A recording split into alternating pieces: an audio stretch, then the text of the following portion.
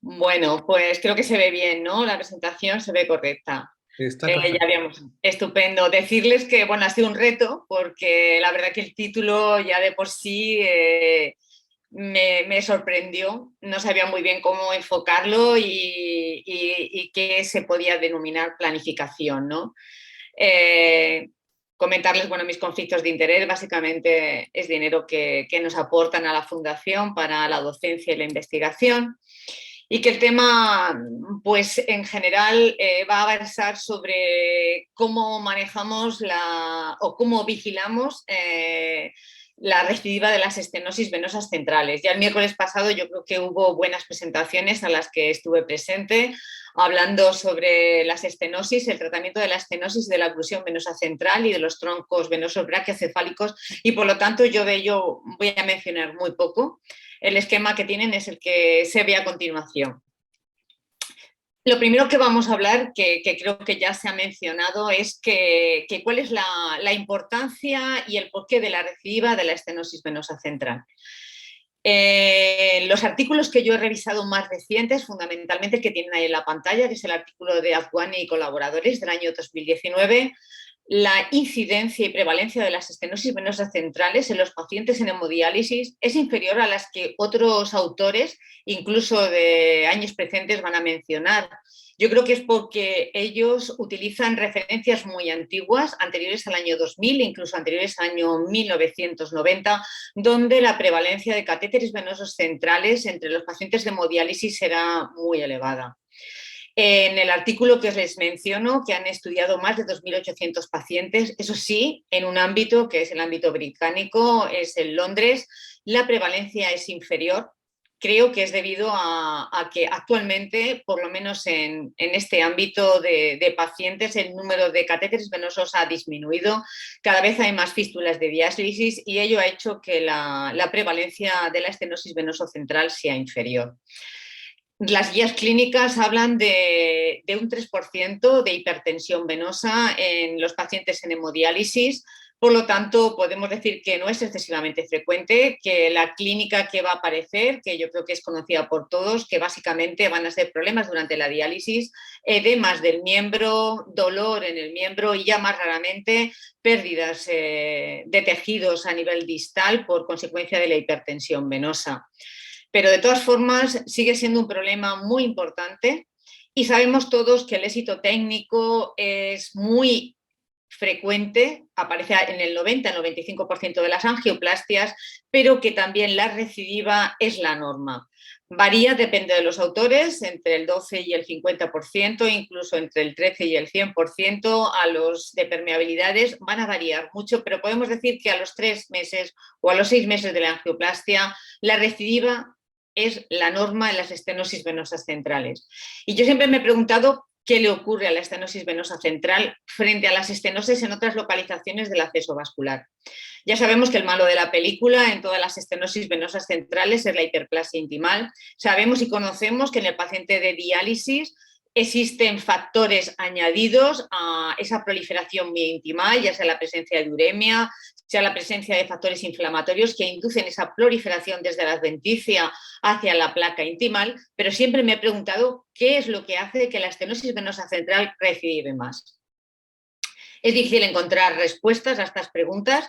No sé si este artículo de Yamamoto podría ayudarnos, aunque ellos lo han hecho con ecografía y en estenosis venosas periféricas.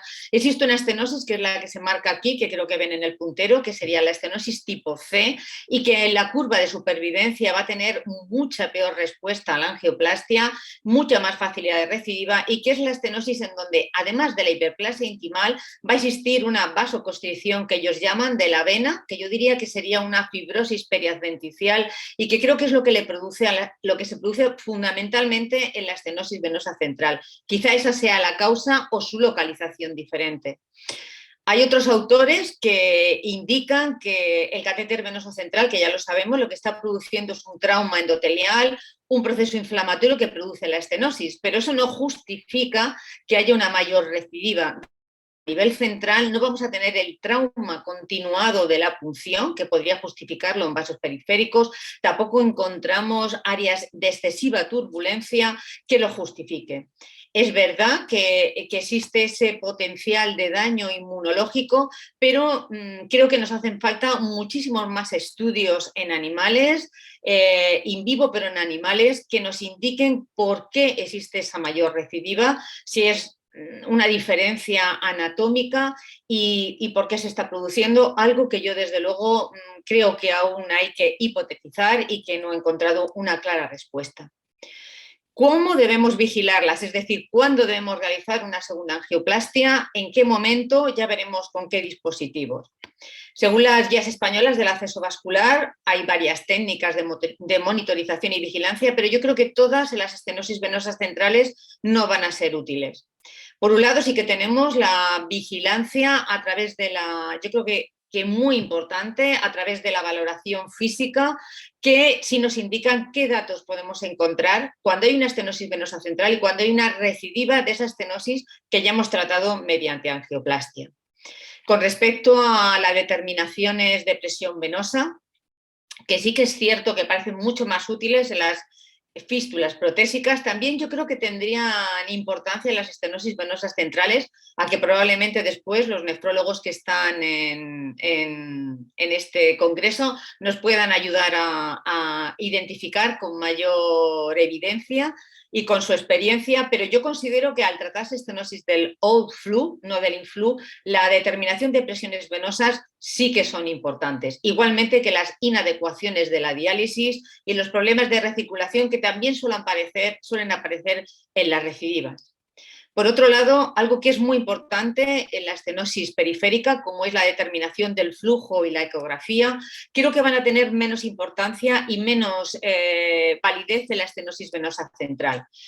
Por un lado, cuando hablamos de ecografía, es imposible la valoración directa de los troncos venosos centrales, no los podemos visualizar, no podemos identificar esas estenosis, y además cuando realizamos un análisis espectral a nivel arterial, no podemos observar cambios ni en el aumento del índice de resistencia, no se modifican los parámetros y además no suele haber caídas del flujo, porque las estenosis venosas centrales se asocian a presencia de venas colaterales que hacen que el flujo se mantenga continuo. Podríamos valorarlas de forma indirecta, valorando venas que no están arterializadas, como es el caso de la vena yugular interna, y ver que existen cambios en la fasicidad de la onda del análisis espectral. Esos cambios en la onda nos podrían detectar una recidiva de las estenosis venosas centrales, pero no debemos olvidar que en muchos casos las estenosis son secundarias a catéteres y que la vena yugular interna puede estar ocluida y por lo tanto no vamos a poder valorarla. Me gustaría ponerles un ejemplo de hace unos pocos días, en la imagen que señalo, que está señalada en rojo. Aquí es una estenosis recidivada de una paciente que fue remitida por alteraciones en las presiones venosas y por la clínica, que volvió a empezar de nuevo con edema de miembro y dolor en el miembro. Y aquí abajo vamos a observar los valores de la ecografía Doppler antes de la angioplastia. En el otro lado vemos después de la angioplastia, por un lado detectar que por muy chovalón que aumentemos, esto es después de 12 milímetros de diámetro de la angioplastia, no conseguimos obtener excelentes resultados, aunque sí han desaparecido las venas colaterales y también hay una mejoría clínica de la paciente. Pero si vemos los índices de resistencia y el flujo, tanto antes como después de la angioplastia, son exactamente los mismos y por ello la poca efectividad de la ecografía. Tendríamos por último la fistulografía. Es una técnica invasiva, es costosa, hay que trasladar al paciente a la sala, pero probablemente pueda ser eficaz. En este artículo del año 2020, que han realizado los autores que ven en la diapositiva, en un número nada despreciable de pacientes con oclusiones y con estenosis venosas centrales, han realizado fistulografías entre los 3 y 6 meses después de la angioplastia durante un periodo de 2 años. Es cierto que el número de angioplastias que han tenido que realizar ha sido muy elevado, casi prácticamente el paciente cada 4 o 3 meses ha recibido una angioplastia, pero vemos que en el caso de la las estenosis, la permeabilidad asistida a los 2 años es muy elevada y en las oclusiones también, igual que podemos ver en las curvas de supervivencia. Por lo tanto, no es nada despreciable, aunque habrá que hacer estudios de coste-eficacia. Tenemos técnicas más novedosas. Los IBUs, yo creo que el otro día se habló de ellos. Primero, son invasivos, segundo, son costosos, y yo creo que la detección de la recidiva de la estenosis no tiene mucho lugar. Quizá en la valoración de las estenosis venosas, como han demostrado en el territorio ilíaco, habrá que estudiar si son útiles o no. A mí me da miedo los IBUs, puesto que pueden detectar estenosis que no sean hemodinámicamente significativas y que no haya que angioplastiar, y con el uso de los mismos podamos estar tratando estenosis no significativas y con ello aumentar las recidivas. Pero sí he encontrado un método más novedoso que yo desde luego desconocía. Cuando uno hace una ponencia siempre aprende bastante, y sería un análisis espectral de un método auditivo. Sería colocar un micrófono externo y los flujos que aumentan en las zonas estenóticas serían detectados por el sonido que estos van a producir. Me parece interesante, se han hecho estudios solamente en fantomas, pero podría ser un método importante, interesante, no invasivo para detectar estenosis venosas centrales. De este apartado, por lo tanto, ¿qué concluimos? Pues parece ser que los métodos de detección para saber cuándo tenemos que hacer una nueva angioplastia no son exactamente los mismos que las estenosis venosas periféricas. La monitorización del flujo no nos va a servir exactamente igual. Tendríamos que observar la monitorización de la presión venosa, que preguntaremos a los nefrólogos. A mí me parece que sí, que es un buen método. También otros, como podría ser la inadecuación de la diálisis. La monitorización ecográfica creo que puede tener muy poca utilidad, y la monitorización angiográfica parece que es efectiva, pero tenemos que plantearnos si hay que realizarla, sobre todo por el coste-eficacia de la misma y porque podría tener alguna morbilidad asociada, porque se trata de una prueba invasiva que utiliza yodo y que utiliza radiaciones ionizantes. ¿Qué es lo que hacemos en nuestro hospital? Pues hacemos básicamente una monitorización clínica basada en la exploración, en los parámetros de la diálisis, en la monitorización de presiones, y en cuanto se observa signos de que puede haber una recidiva, se realiza la fistulografía y se realiza el tratamiento.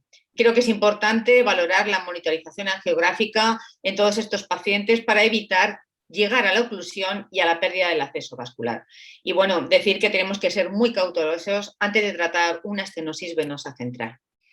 Con respecto a aquellos dispositivos que podrían aumentar la supervivencia después de realizar la primera angioplastia, los balones en el territorio periférico. Se han utilizado balones de alta presión y balones de corte. En las estenosis venosas centrales solamente hay algunos estudios con balones de alta presión.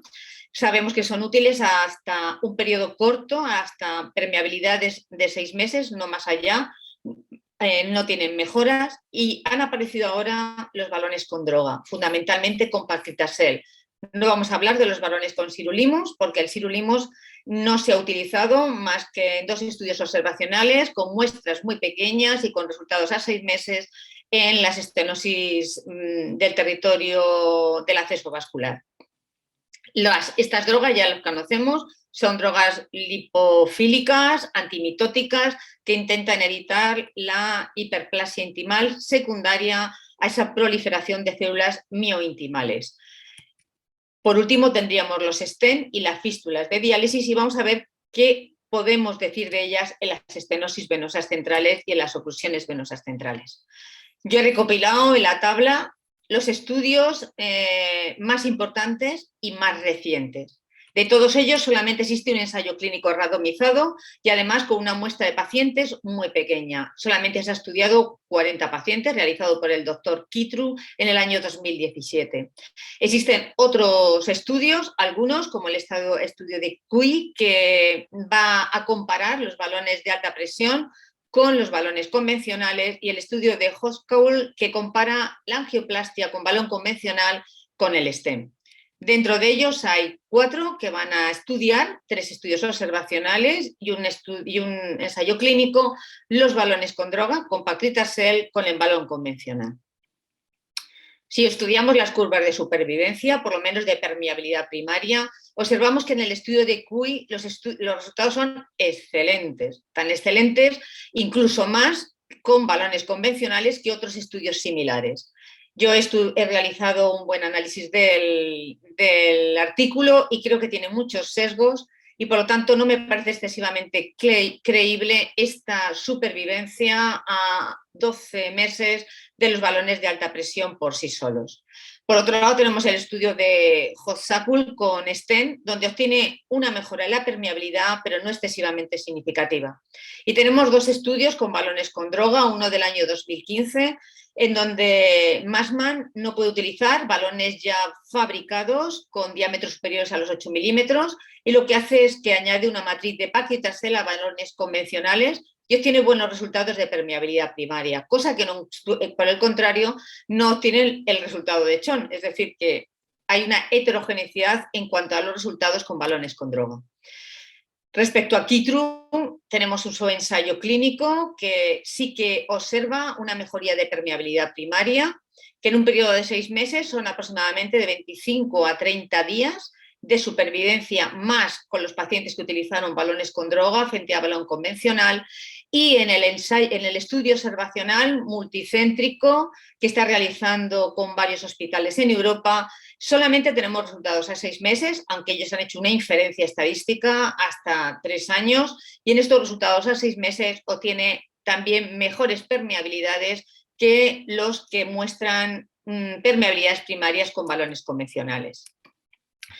Decir que en el estudio de Kitru encontraron además otra variable que es el diámetro del balón con respecto al estudio, diciendo que cuando las angioplastias son realizadas con balones mayores a 8 milímetros, los resultados de permeabilidad son mucho mejores que cuando la angioplastia se realizó con balones de menor diámetro. Es decir, que parece que la unión de mayor diámetro y balón con droga mejoraría esta permeabilidad que ellos obtienen pues, superior al 60% a los 6 meses. Los Sten, creo que ya se habló también el otro día, los Sten, según las guías, tanto las DOCI como las guías de Algemar, solamente deben ser utilizados en situaciones muy especiales. Creo que no hay ninguna evidencia al respecto, sino que somos los distintos profesionales que nos dedicamos a ello, lo que decimos nuestra propia opinión. Lo que sí parece es que el stent que hay que utilizar son los nuevos stent de vena. Los dos estudios que les pongo en la diapositiva han realizado un estudio observacional, por supuesto, para valorar las diferencias de permeabilidad entre stent de acero de malla cerrada frente a los stent nuevos de nitinol de malla abierta. Y ambos han encontrado que los stent de nitinol van a tener mejores resultados cuando se utilizan en estenosis venosas centrales. Por supuesto, ningún autor recomienda ya los stent graft, solamente stent de nitinol. ¿Qué conclusiones podemos obtener en lo que hemos comentado de balones y stent? Aparte de que sabemos poco al respecto, de que casi todos los estudios que hay son muy heterogéneos, con muestras relativamente pequeñas, que no hay ensayos clínicos, que solamente hay estudios observacionales, pero sí parece que la unión de un balón de alta presión con un balón con droga mejora la permeabilidad primaria de la estenosis venosas centrales. No debemos olvidar que la cirugía es no utilizada o que produce una elevada mortalidad en estos pacientes y por lo tanto parece que el tratamiento endovascular es la herramienta más útil que debemos utilizar en el caso de que haya una recidiva progresiva o un recoil muy importante por una compresión externa producida por el callado de la aorta, stent de malla abierta, que además nos permitirían colocar catéteres venosos centrales abriendo esa malla con un balón y colocando el catéter y que tenemos que seguir investigando. Nada más, darles las gracias y antes de despedirme, dejarles las links a nuestros canales, sobre todo a nuestro canal de YouTube, donde hay un curso de ecografía del acceso vascular, especialmente dedicado para el personal de enfermería y que me gustaría que pudieran compartirlo todos los que así desearan. Nada más y muchísimas gracias.